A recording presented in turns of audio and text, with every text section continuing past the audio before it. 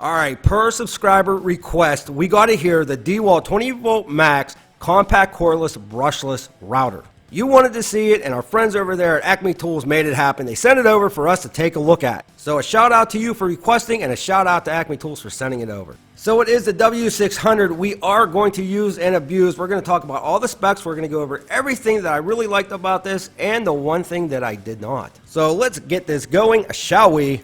Now, this router has been getting rave reviews online, really high star ratings, and I'm going to go out on a limb here and say it's probably because these routers get hours of use and they just keep going. Now, if you have the corded compact router from DEWALT, it's basically the exact same setup except for one, this is brushless, and two, well, it's cordless. Now, the one thing I'm going to point out right off the bat is we've been testing a lot of different compact routers on this channel, and this is by far the biggest of them all. We'll talk about that a little bit later, but check out that shoe. I really like the design on that shoe, and when you're actually going to route something, it allows you to stabilize. Now, you will also get a wrench with this, but that is it. That is all that comes in this kit. Now, as far as it goes with removing this out of the router base, well, it's pretty simple to do. This will allow you to change your bits pretty easily. And just giving you an FYI, you can actually use this in your CNC, your Shapeoko that I actually use the DEWALT router in. It is corded. You could actually go cordless if you wanted to. So the build quality right off the bat, really happy with all of that. I've been using a DEWALT router, the corded version, for a long time, and it is flawless when it comes to just long lasting. You also have the micro adjustment on here, which we'll talk about here in a bit. You can see all of the different numbers. Now, some people had mentioned that they were a little hard to see, and the numbers are a little bit smaller, but it's really not that bad. Even though you do have the adjustment on there, you know, it sits right up on top, which I'll show you, you can still see them pretty well. And as far as it goes with the build quality of this, I'm telling you, man, it is really nice. Now, if you've already been using the corded compact router, I put it next to the cordless just to give you an idea of what it looks like, and they're basically the same. All the functionality, everything is pretty much exact. So you do have your call it stop right here. You just push that button in, and now you can remove those bits if you want.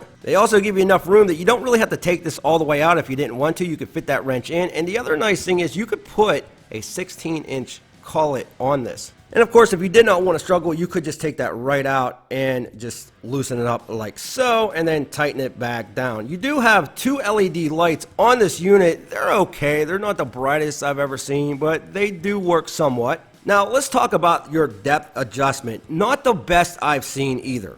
All right, let's talk about depth adjustment real quick here. You can do this two different ways. One is you could push those two clips down on the side of that bracket, and then it pulls right out. The other way you could do it is the micro adjustment. And the way you do that is turn it like so. You can adjust it up or down. Now, on other routers that we have used, you have that quick adjustment where you just push the button and it goes up or down, and then you use the micro adjustment to fine tune, where with this, even though you can bring that up pretty quick, you always have to use the micro adjustment. I guess my point being is it's not the quickest unit to adjust. Now, that said, I don't usually adjust my bits once I have them set anyway, so this is not going to be a big deal for me. I'm just letting you know that, well, even if you do that fast quick adjustment, once you push that down and it locks in, you're still going to have to micro adjust to get it where you want. So you're always basically going to be using that micro adjust. Now, once you do find the depth that you want, it's locked in. It's not going anywhere. And I'm telling you, I've used DEWALT routers for a long time, constantly, for hours and hours and hours. Never had one issue with anything going out of whack. And that lock lever right there, really simple to use. You just pop it open, make your adjustments. Now, if you wanted to put an edge guide, this is another thing that kind of aggravated me. You see those couple holes right there? Well, you have to order it separately, but you can screw an edge guide into those holes right there on the base plate. Now, along with the router, I'll put a link in the description below for that edge guide for you to check it out. So for today's testing, we are going to be using the 20 volt max XR DEWALT battery, 4AH. It just sits right up on top like so. I wouldn't use a battery under 4AH, but you don't need to go with anything much higher than the 4AH either. So today we got some pine, and the first bit that we are using is a 1/4 inch Cove Bit. But before I start the slicing and the dicing, I want to let you know that the other DEWALT router I have used on walnut, cherry, maple, pine, everything, and it never had an issue. Let's get it going and cut some pine. All right, I'm gonna let you hear the speed adjustment here.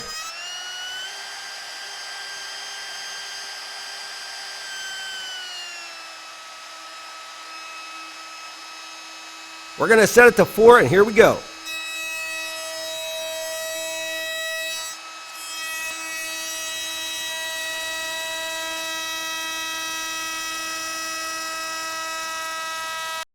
So I usually keep my router about 4 and 5, and don't worry, we're going to make a bunch of other cuts. I usually keep it about 4 or 5, but it does a really good job cutting down through that pine. This router is very, very smooth-like. It does have a higher pitch, but it really doesn't bother me. Wear earplugs just in case, but here's a different angle for you.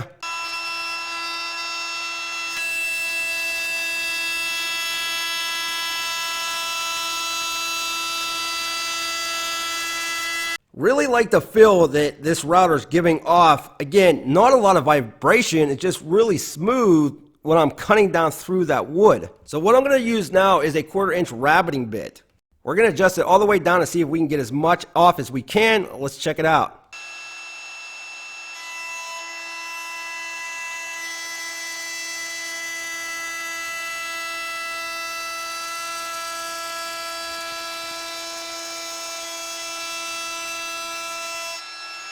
No issue at all. We were set to about a 5 on that speed dial. But the other thing I really like is that shoe does a good job resting up against that wood or up on top of that wood, and it really allows you to get a nice even cut, and it doesn't move around on you. But now let's try a 3/8 of an inch roundover bit.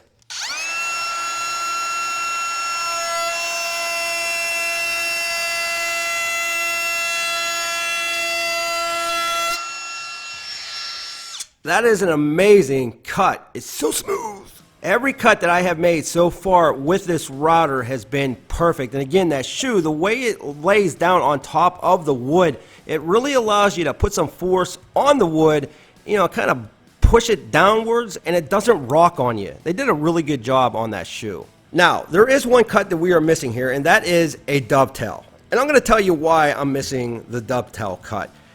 DEWALT seems to be notorious for this, where they just don't put a lot of stuff in the box for you, right? So we're missing the edge guide. That didn't come with it. We're also missing, yes, you've seen it, the dust collector. I just kind of feel that that's like a DEWALT thing. You know, it's like their staple. They don't throw anything extra in the box for you unless you pay, you know, a lot more money for like a kit or something. The other thing I will tell you about this is it is definitely the largest compact router that I've ever used. I mean, it's not to the point that, you know, it's uncomfortable, because it is still comfortable. It's just the largest one that I've ever used. The last negative that I have is, well, you're going to be using that micro adjust all the time. And really, the only reason it's a negative for me is because the other compact routers just do it a lot better. Now, with the few negatives out of the way, let's talk about the specs and the positives. You're looking at 25,500 RPMs on this monster, and you can feel it.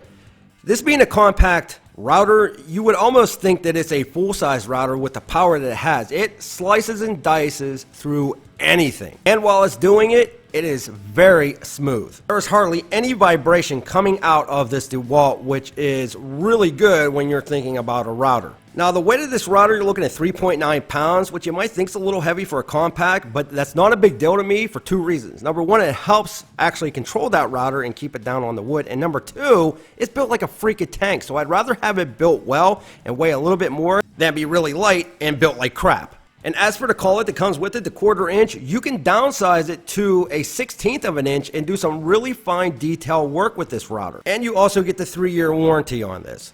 Now, I really do believe that this router will last you forever. I just wish they would have given you something other than a wrench.